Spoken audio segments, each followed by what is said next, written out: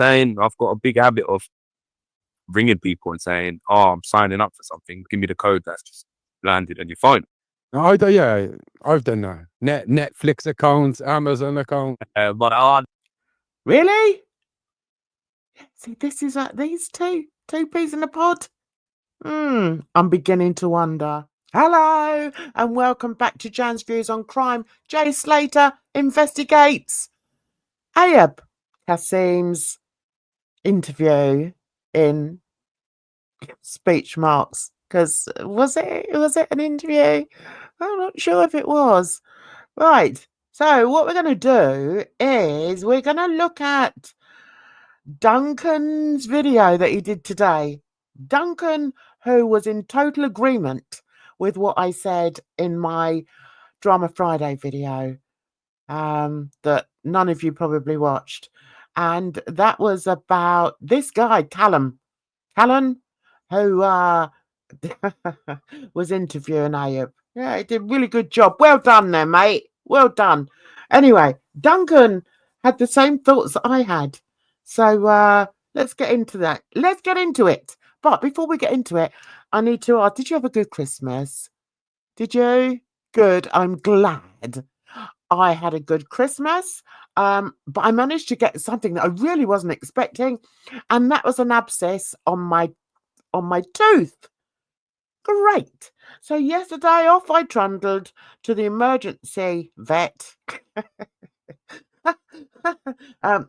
The emergency dentist, who took one look at it and said, "Oh, well, I can get rid of it for you if you like." I was like, "Just do it. I cannot be having any more pain." So yeah, I'm toothless, guys. Completely toothless. Well, I lost one. So there we go. I'm being brave. I'm big and brave. And let's do this, shall we? Let's have a look at what Duncan had to say about this fiasco that was the Ayub interview. Off you go, Duncan. Just getting me a little bit ticked off. Today, I'm going to focus on the Central Club podcast reaction video, which was fascinating in itself. I found it as fascinating as the Ayub podcast. The reaction was, I thought, rather insightful. If you haven't seen it, please do. It's an hour or so worth. It may be longer than that. It's fairly lengthy, and it's Cullan Mace with Benji Wild. I had no idea who Benji Wild was, but Benji Wild, I think, is a friend of Cullan's and someone that has been following the case. And this point here is the point I made in my last Drama Friday video, where I said it was quite interesting how this Benji had said, "Yeah, well, I've been following it."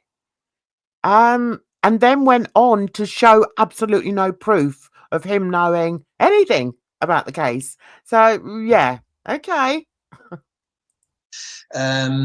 Not an expert, as Benji said himself. I don't think anyone actually is an expert in this case, because we're all fishing around for leads and insights, and we just don't have enough under our belts, information-wise, to be experts. So at least Benji came out and said he's no expert. Yeah. Let's pat him on the back for being honest. Well done, Benji. Yeah. But Benji's been taking notes and he has been following the case. So to that extent, Benji's input was useful. But I am going to have some rebuttals here. I'm going to come back at both Cullan and Benji for what they said. Today, I'm going to focus on the first 20 minutes or so. Yes, you do that. Do it. Because I've said it.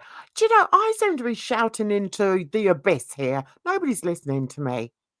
And I pulled this up last week.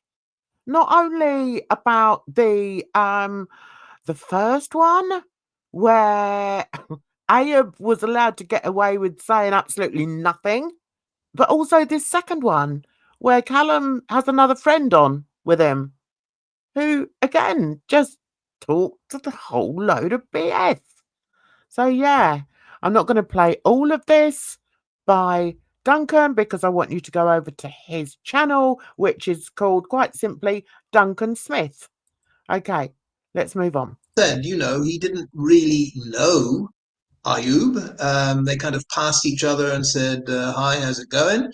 And the example that Cullan gave was maybe he was coming back from some education class, or I don't know, church, or maybe he passed Ayub going from one wing of the jail to the other. I would argue that point. I would say that I don't think either of them have been to any kind of education class. I'm sorry. And, you know, I'm not being facetious. I'm just making an observation because I have been having more words with Callum. Again, I did put it in my other videos. If you want to find out how that conversation went, it's on there. I'm not going to repeat myself. But I've now had another one today with him, and I must say, I end up laughing because that's all you can do with people like that. But yeah, getting back to Callan saying that he must have met Ayub as they were walking through the corridors of jail, going to their different classes. Yeah, all right then. And I was coming back from Friday prayers. So who was coming back from Friday prayers? Callum? Callan? Cullan. Sorry, guys. I don't do that on purpose. It's a bit odd, isn't it? So who was coming back from prayers? Was it Callan who was coming back from prayers? Or was it Ayub who was coming back from prayers? Does it matter? No, because it's a whole lot of BS anyway. I was curious about this. I don't know how Muslim, how devout or undevout Ayub is, but that was curious. He was going to Friday prayers, so at least to some degree, Ayub is Muslim, practicing, or at least in jail when Cullan saw him. Do we believe that? Oh, did you see that pink elephant fly by? I'm not even going in any further into that. I don't like to talk about religion on my channel, so I'm not going into that because it's personal. It's personal to me, so I'm sure it's personal to anybody else who has any religion. So let's carry on. I think you're right. We don't necessarily understand the world around rugs. We haven't been involved in it. But what's your point? I mean, I could quite easily say, Cullan and Benji, you don't understand the world, the translation world. I've worked as translator, interpreter. You really don't understand my world at all. That's absolutely true. And this is why Duncan is so successful. He's very logical in his thinking. He's not scatterbrained like I am. He doesn't go off on a tangent or anything like that. He's very disciplined in his thought processes. I wish I was more like that. And he makes so many good points. So the bit that he's picking up on here is that the point that Callan does use a lot, which is, well, you don't, you know, people don't understand because they don't understand the rug world and how that works. Do we have to? Do we have to understand that? I don't think so. But when people use that, it's like a form of divert and direct, misdirect. That's what they're doing. And I think they're clever at it, and they're just not. They're rubbish. So I'm going to move on a little bit more and save a little bit of time for the comments. Okay, here we go, Duncan. Understand our lives and what we've been through. I went down that road of addiction. This must be Cullan. I went down that road of addiction. It can happen to anyone. I went down that road of addiction. It can happen to anyone. Well, I'm going to say here, it could happen to anyone, but then so could being run over by a bus. But what we do is we avoid being run over by a bus. Do you know what I mean? When we're walking down the street and we see a big red bus coming towards us, especially if you live in London, we don't stand in front of it ready to be run over. So to use that as an analogy is quite a simple analogy, but I think you understand what I'm saying. So, but I must say, Duncan says it much better than I do. Not true, Cullan. Not true. That's your way of saying you are a victim. And anyone, by the grace of God, could be the same victim, but it's not true. There are a number of people, Cullan, that had far, far fewer advantages than you in life, and they resist that temptation. They work hard at very menial jobs that are very underpaid, but they go through life as productive citizens, and they never make that decision to take the narcotics, the substances, the drugs that you took. Brilliant. Brilliant, brilliant. If you want to hear more from Duncan, get over to his channel, okay? Because great. I can't say enough good things about him. But now what I want to do is just show you part of the conversations I had with dear Cullan under Duncan's video here. So if we go down here, okay, I wrote, here we go. I wrote, I'm so glad you covered this. It was all nonsense. And I told Cullan so. He was not pleased and, in my opinion, reacted in an hostile way. Should have been in a hostile way. Anyway, we had quite the conversation in his comment section. That's what I put there. Here we go. So underneath there, Duncan wrote back, "Hi, Jan. Great to see you here and to see you echo my feelings on this. I hate being taken for a fool, and I feel this is what Benji and Cullan have done, and I'm fed up of it. I hate being taken for a fool. I'm going to do a video today that takes them to task on their dancing around the subject on how Ayub is somewhat genuine and caring. It's all hogwash. It is. It is, Duncan. Not surprised Cullan acted in a hostile way, as he is now very much on the defensive for pussyfooting his way around Ayub. Enough is enough. I'll let rip today in a video. See you soon and Happy New Year." So I then wrote back, "Happy New Year to you too, Duncan." And then, lo and behold, Benji jumps in on the conversation. And he puts to Duncan, "I look forward to this video, Duncan." Okay. Is that him trying to be a little bit sort of, what do they call that? Anyway, I think it may be, I've forgotten the word, passive aggressive. That's the word I'm thinking of. Guys, I've had a tooth pulled. What can I say? So anyway, underneath that, I put, actually before Benji said that, I said, "We all do. Duncan doesn't funny around and pretend to be someone he is not." Oh yeah, so I replied to Benji. Yeah, Duncan doesn't funny around and pretend to be someone he is not. So I didn't hear anything back from Benji, but Duncan responded to Benji. "You should, Benji. Many people are messaging me absolutely disgusted with the way you and Cullan have disdainfully treated us like fools with all the pussyfooting around genuine, caring Ayub."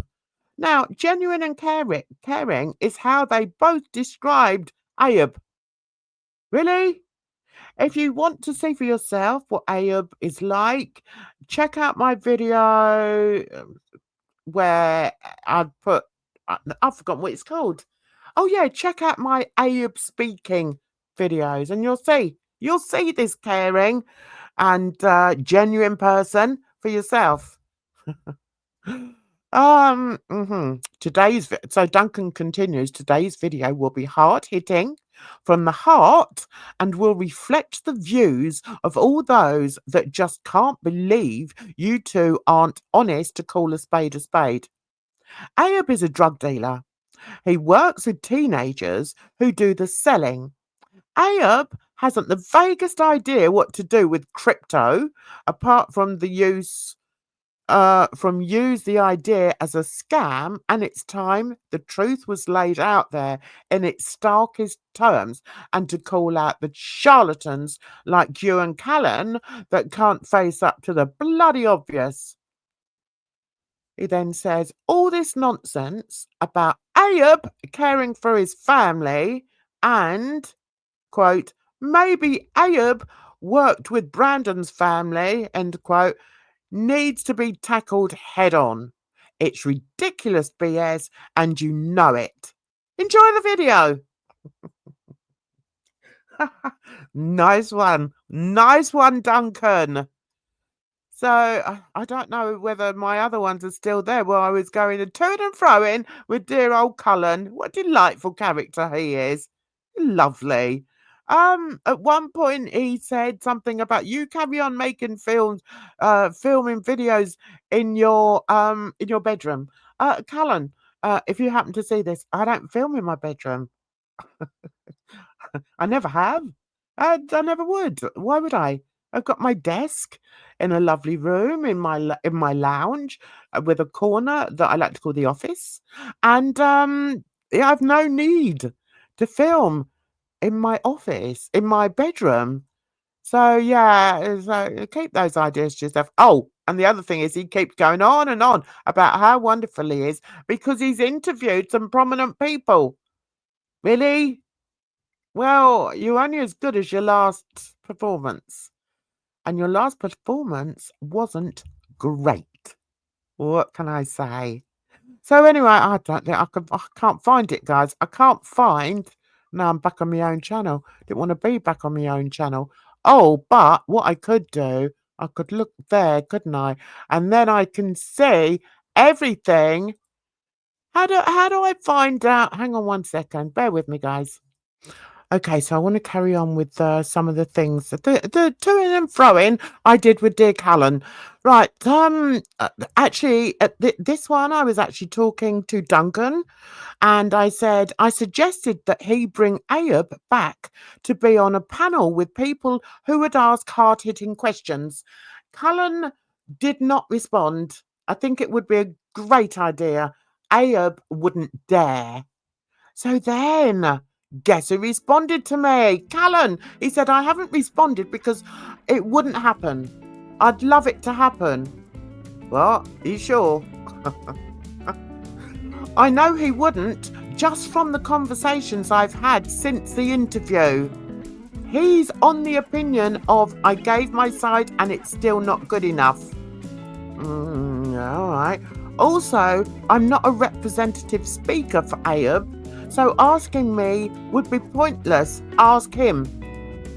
So he thinks I'm going to try and contact Ayub and expect him to come on panel and answer some hard-hitting questions. I think not. I think the chances of that are very, very slight. So I responded to that with, what wouldn't happen?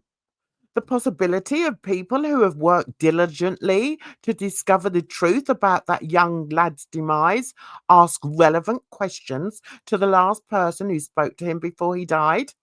Why would you not want that?